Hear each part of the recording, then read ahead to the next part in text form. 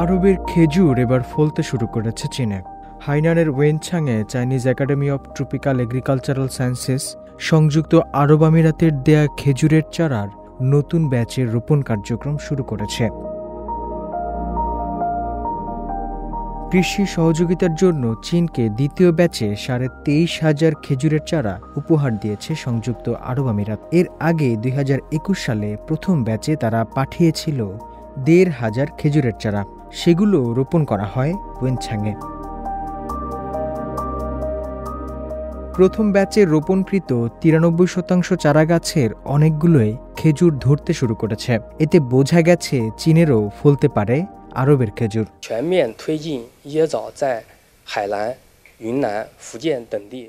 আমরা Hainan, Yunnan, Fujian এবং অন্যান্য স্থানে বিভিন্ন ধরনের খেজুর চারার পরীক্ষামূলক রোপণের কাজ করছি। পাশাপাশি খেজুরের উপর একটি আধুনিক কৃষি গবেষণাগার স্থাপনের পরিকল্পনা করছি।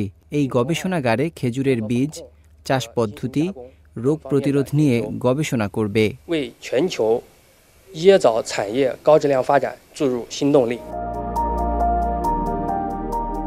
চুক্তি অনুযায়ী সংযুক্ত আরব আমিরাত চীনকে মোট 1 লাখ খেজুরের চারা দেবে। বিশেষজ্ঞদের মতে এই প্রকল্প আরব চীন সম্পর্ক আরো গভীর করবে এবং অর্থনৈতিক ও সাংস্কৃতিক সংযোগও বাড়াবে। হোসনে মোবারক সৌরভ, সিএমজি বাংলা।